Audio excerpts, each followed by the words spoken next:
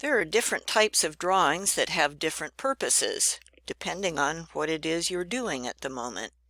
When you're designing something, you're just thinking about how do all these pieces fit together. You might be doing a layout drawing, and no one will see that drawing except for you. This is your working tool as you're thinking about how this object goes together. But another kind of drawing is a working drawing. This is the kind of drawing that you send out to the shop that gives them everything they need to know in order to manufacture this thing. So they need to know what is it made of, and what size are the things, and what shape and location are the things. So you'll give them a bill of material, assembly drawings, and then individual detail drawings. And that's what we're going to talk about here, is assemblies and details. This is an example out of our book of a screwdriver. So here is an assembly of a screwdriver, and here is one detail drawing for the screwdriver. Now, this detail, this steel blade part, would likely be made in a particular area of the shop, and they'd make a whole bunch of them and they'd put them in stock until there's an order for screwdrivers. A different area of the shop will be the assembly area, and the assemblers will get a pallet full of steel blades and a pallet full of handles and probably some other things, a bucket full of set screws and some kind of epoxy. And the assembly people will use the assembly drawing to do their work.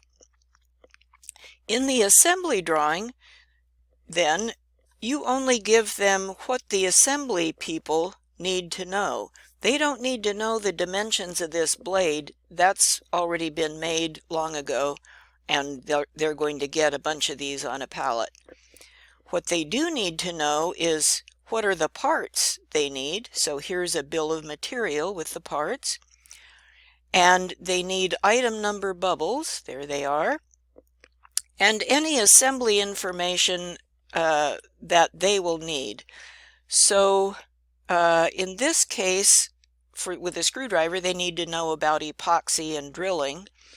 In some assemblies, like the table we're going to do, you might want to give them some dimensions, and you might want to give them some weld symbols. It just depends on what somebody needs in order to assemble this assembly.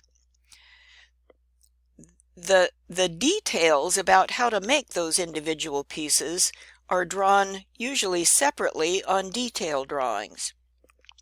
The most common way that you see in companies is one sheet with one detail on it. And then you can reuse that one detail drawing in multiple other products. But sometimes you also see multiple detail drawings, which we'll do for our table drawing. So for the screwdriver here, this is a single detail drawing. Here's an example from ASME showing a multiple detail drawing. Let me show you an example out of my past. Here is a sort of a bill of material tree, a structural flow chart of, in my case, the main assembly is a portable plant. So big portable plant assembly. It contains various items, including a conveyor assembly. And that conveyor assembly contains some parts, frame and so on and so forth, and that frame contains some parts and so on down the line. So here is the overall assembly drawing. This is the portable plant assembly. The bill of material is on a separate sheet. Obviously there's no room here. And in this case it's a computerized bill. And here is one of the parts on that bill of material, a conveyor assembly. So that's a separate assembly. Here is that conveyor assembly drawing. And this conveyor assembly drawing includes a conveyor frame where they took pieces of metal and welded them all together. and then some individual parts, the idlers and some bolts and some shafts and so forth, that get put onto this thing in the assembly area.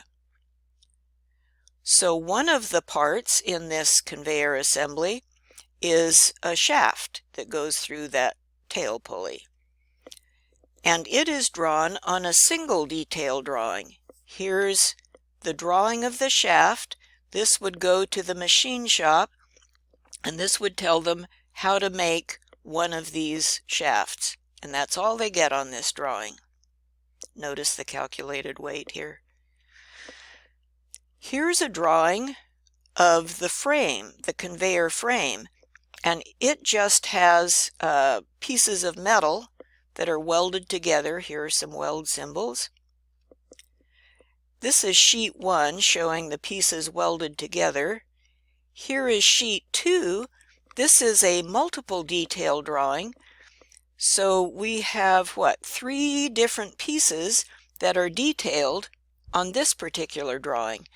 These particular pieces are not reused anyplace else. They're particular to this certain conveyor, so we can just save time and space and put all these details on one sheet. So let me see. That's all I want to say about that. Now we'll go on and look at the table assembly.